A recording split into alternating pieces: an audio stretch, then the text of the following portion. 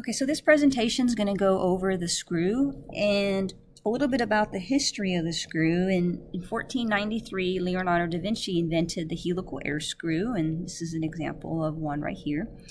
And the way what it was designed to do is it was designed to turn through the air using this device, which acts like a screw, and it would vertically lift the object. However, it was never actually built, but the design does reside in a museum in Boston. And then the other one is the Archimedes screw. So this was around 287, and there's an example here on the bottom left. And what this would do is it would turn. Again, it acts like a screw, but what it would do is it would take the water out of, when water would collect in the hold of boats, it would this device would turn, and then it would actually drain the water out of the bottom, and then it would dump it overboard. So the water would flow this way and then dump overboard.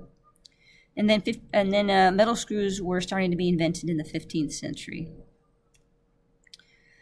Okay, so I wanted to start off with an application of the screw and how it's actually used beyond your known knowledge, which is you use a screw to actually fixate things or tighten things. When you're hanging a picture on the wall or when you're trying to attach two pieces of wood together. But the screw has so many more applications, and this is an example of one. So it can actually be used to generate power. So as freshmen, you probably did a project in which you used wind in order to create electricity. So you designed the blades of windmills, I believe. So this concept is very similar. However, instead of wind, it actually uses water to create electricity. So the way it works is that the water flows from the river, or the water source flows, and then it flows downwards, and it actually will spin this screw device here, and then that's going to be attached to a generator, which is then going to generate electricity.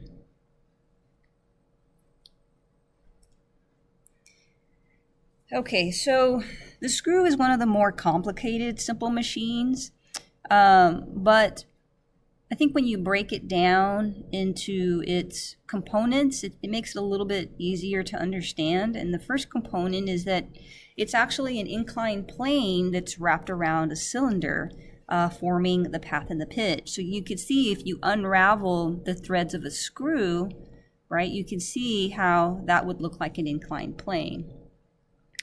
And then the other piece is it's also a wheel and axle that's used to create rotary motion, right? So when we talked about the wheel and the axle, one of the examples that I gave was a screwdriver, right? So a screw would actually be very similar to the shape of a screwdriver, right? Where you have a larger head, the bigger diameter, and then you have the smaller head, which is the axle part.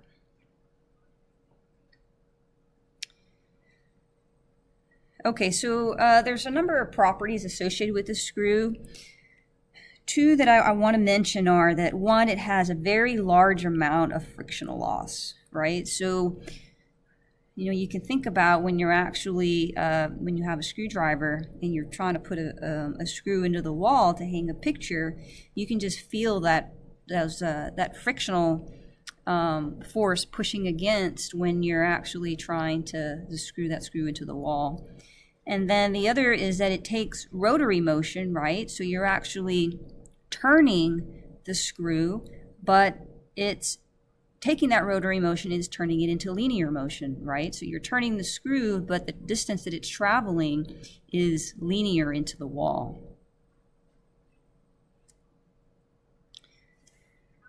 Okay, so there's a number of pieces pieces associated with the screw itself in order to understand how to get the DE, the DER, and the FR and the FE.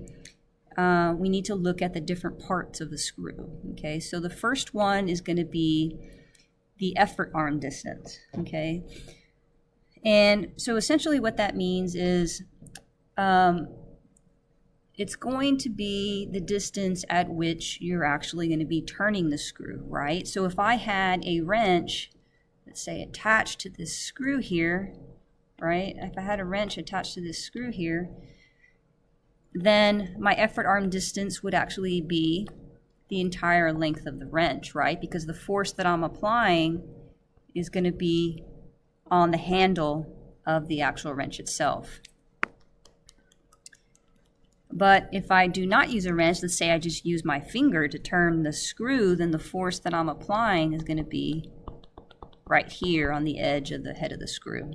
Okay, so depending on where the effort force is being applied, that'll determine your effort arm distance.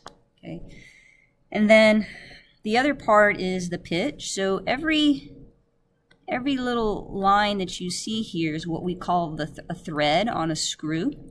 Okay, and then the pitch is actually the distance between one of these threads. So that would be the pitch. So when you make one complete turn of that screw, then you're traveling, the distance that you're traveling is going to be equal to one pitch, right? Or the length of one thread. And that's what this means. The distance between threads is the pitch, and the linear distance traveled by one rotation of the screw. So when you rotate the screw one time, you're traveling one pitch. And then there's also the diameter of the screw.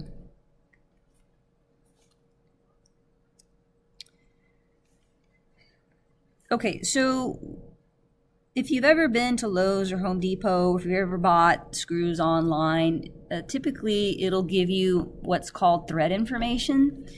And the first number when you look at thread information is going to be the diameter, right? So we said the diameter is going to be the width of that bottom of that screw. And then the second number is going to be what we call the threads per inch. So this is the threads per inch.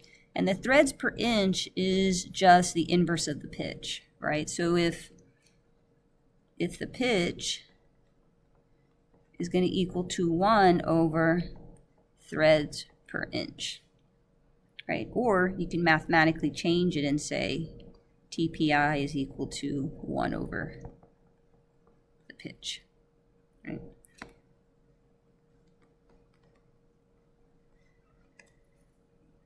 So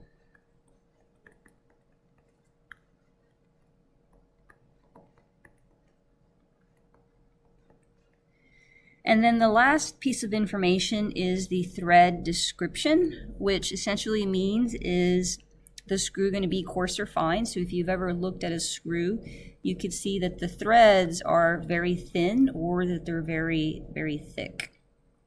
So that just gives you the description of the thread type.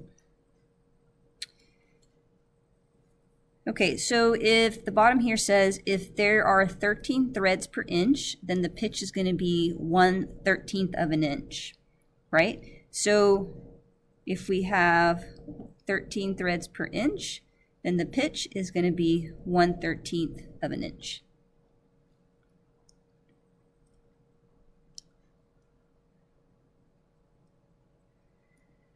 The next question is, how far will a screw with 13 threads per inch move linearly if turned one full rotation?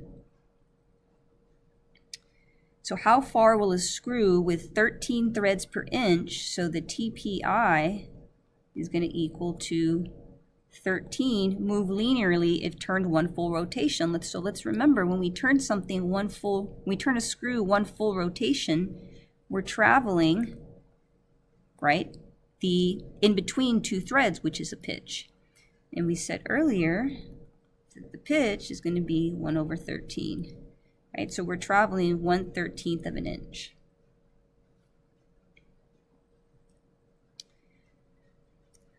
Okay, so this describes how we're going to define the IMA, which is essentially the DE and the DR, and it's a little different for a screw. Now, when we look at a DE, we're talking about the distance traveled by the force effort, remember? So the distance traveled by the force effort, and we talked a little bit about this when we went over levers and we went over wheel and axle, but if we look at the head of a screw, it's essentially a circle, right? And the effort force that we're applying is going to be around that circle. So the distance that is being traveled is going to be a circle, right? So if I turn this screw with my finger, right, and my effort force, if I turn it, is here, then I'm going to be traveling the entire length of that circle. And that is going to be 2 pi r. And that's going to be your dE, 2 pi r. Now the pitch is going to be your dr, right? So your resistance force, if we say that when we turn this screw, the Fe travels this way, but then the Fr is going to travel vertically. And the distance that the resistance force moves is going to be vertically, and that's essentially going to be your pitch. Okay, so your dE is your circumference, and your dr is going to be your pitch. And this is going to be the IMA for a screw. So this question says, what is the IMA of the screw above if the effort force is applied by an 80-inch long wrench? All right, so remember, since we're using a wrench, we actually have to take into consideration that the effort force is going to be applied here and not at the screw itself. So it says an 8-inch long wrench. So from here to here is going to be 8 inches, right? And that's going to be the radius of this circle. So let me draw that a little bit better, right? So if we have a circle here, oops, and I'm applying my effort force here, this is my effort, it's going this way, and here's my wrench, then the radius of this circle is going to be the length of the wrench. So it will be 2 pi times 8 inches divided by the pitch. And the pitch in this particular case is going to be 1/20. Because if you look at the thread diameter and the thread information, which is given to us right here, remember the center number is going to be your TPI. And that your pitch is going to equal to 1 over your TPI, which is 1/20. So if we do the math, then we come up with an IMA of 1,000. So you can see that the mechanical advantage of a screw is very high compared to some of the other simple machines we've been working with. Okay, so I kind of talked about this already, but when we're looking at the FR and the FE of a screw, we have to take into consideration where the effort arm is, right? So this example essentially is saying that we're using a wrench, and here's the handle of the wrench, and when we turn the wrench, we're following this outer circle, and that's going to be my FE. This is my FE, the outer circle, going this way. And then my FR is going to be downward. So if I'm told that my FE, so this is my FE is 35 and my FR is 1200, then we can just divide the two. And we get 1200 over 35, right? So this is my FR and this is my FE. So 34 is the actual mechanical advantage, and we already know the efficiency equation, right? AMA over IMA. So 3.4%, so you could see this is a very low efficiency. And the reason for that is because, remember I said earlier, the frictional loss associated with the screw is going to be very high. So this is not an efficient machine. And then one more thing I want to mention, when we deal with screws, when we're working with the VEX kits, this is really what it's going to look like. So this is going to be representative of the screw, and then this is going to be what we call a rack gear. And that's how we'll actually put a screw together. And when we work with the Simple Machines investigation, when we're looking at screws, you'll be able to look at that a little closer. But this is essentially how you would put a screw together for a VEX machine. And we'll talk about this as well as far as how many threads per inch that the VEX screws have.